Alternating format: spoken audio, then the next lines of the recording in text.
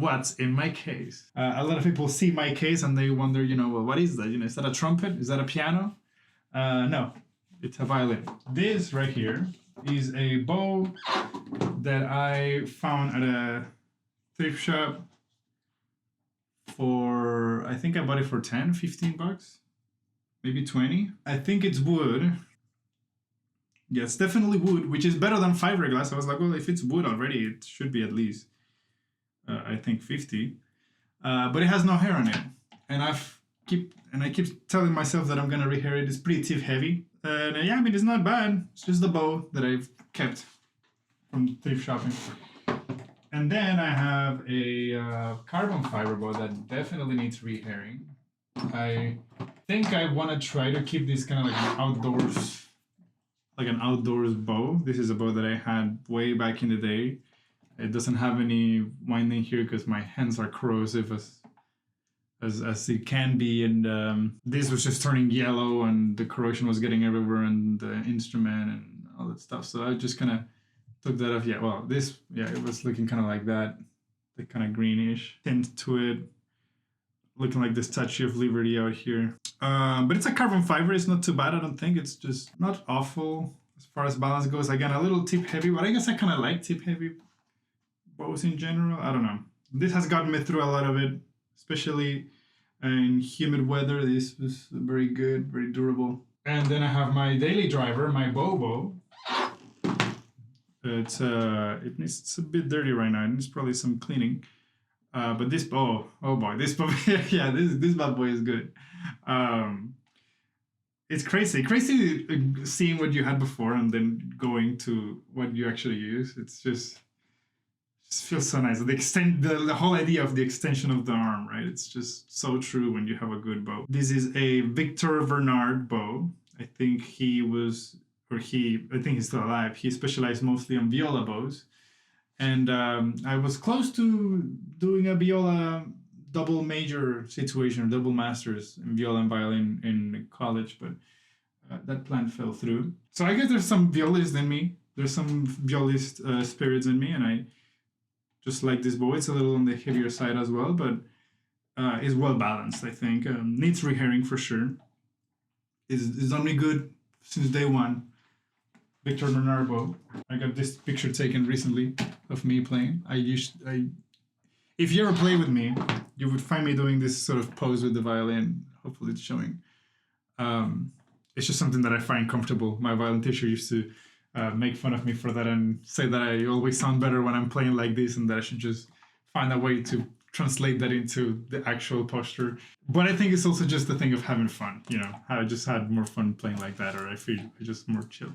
A little piece of cloth. This is from William Harris Lee and Company. They had some instruments to show whenever they would go there, and they had this cloth to give away to people, and I not always, but I made sure to grab one because mine that I had was pretty dirty. This is also getting pretty dirty, so I should probably find another one. I have a little piece of round sponge to have as my setup for shoulder rest replacement. And I have 2 letters from my wife. This is back when I did a festival and I had to be away from her for a bit, so I just kept these letters in here. And she actually wrote some music on this one. Maybe I'll write something out of it at some point. But it's cute. Let me see if it's written properly though. Yeah, okay, full measures, 4/4. It's missing the 4/4 at the beginning. Okay, yeah, okay. She writes music. My wife writes music. I even forgot that this was here. I have a little Boveda humidity control thingy. I highly recommend one of these. Boveda, if you're watching this, please send me more. I love these products and they're really good. They keep the humidity levels of your instruments, of your case, really well. We got my violin. This is an Arsenius Corbishley and a Kristen A. Siegfried collab. Miss Siegfried did the antiquing and Arsenius did everything else. She did the antiquing and the setup, so a few other things about it. I haven't changed anything on it really. So this is basically how it came. I really like it. I think it's done me very, very well. Very, very well. Oh, damn. I think I just broke my case. Well, the case had this little thing here. Well, talking about... yeah.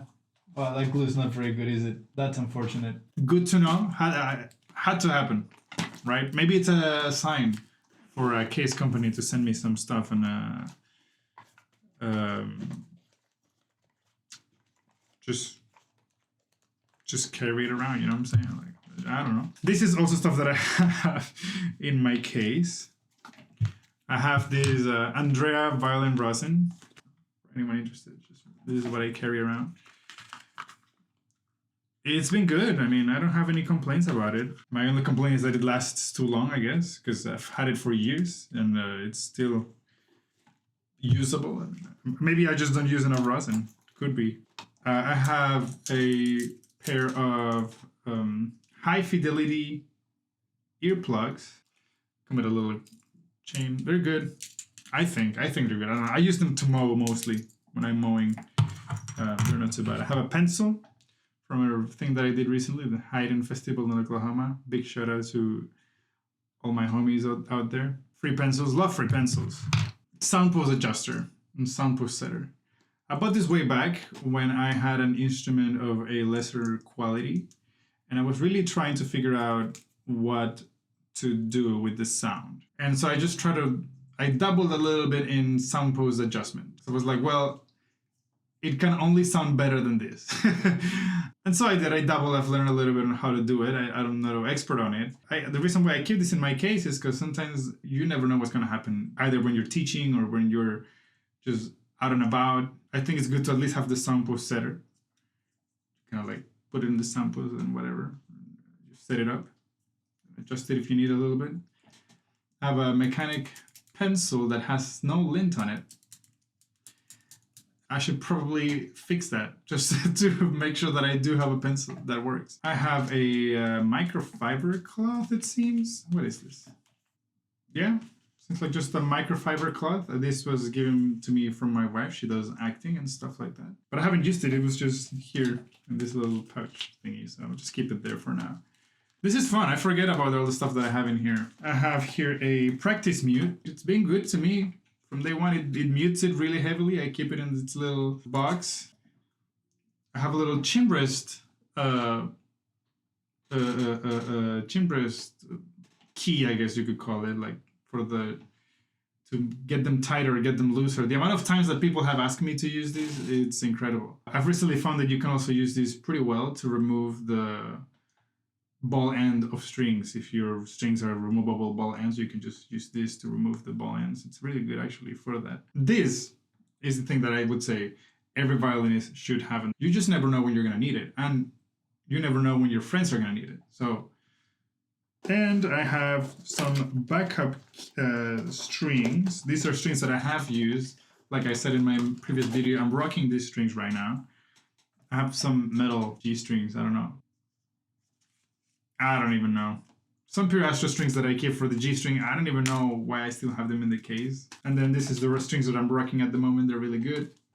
Highly recommend. And I have the other strings that I had in there. They're just regular dominants. So I keep them in here just in case. Again, you never know. You gotta be prepared. Just gotta have it handy. In here I keep a few things. I keep my recital programs. Well, one of them at least. What is this? Just stuff that I've played. I have some music. I have some warm-up sheets, just for warming up. Keep the noodlers in place. And I have here the Shredik Violin School Book 1. Just a few pages of it. Oh, actually, this is what I got from master's degree. Just a little sheet with technique stuff and whatnot. And I also have another pencil.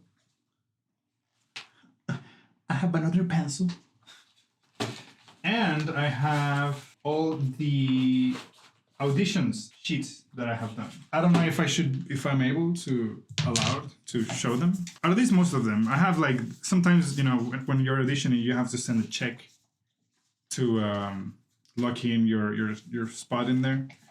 So what I like to do, sometimes I like to keep the checks of them. I'm not gonna show that, of course, but I have a few of them here in my hands, in my possession.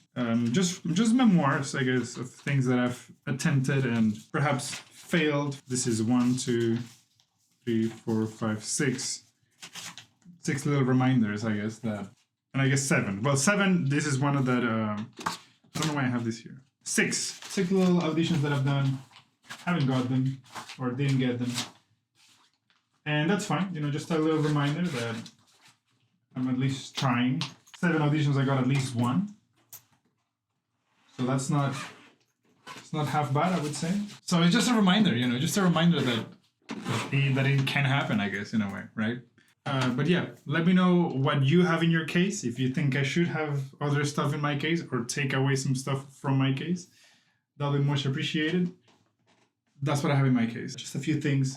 Checkups is coming. We'll see you all in the next one.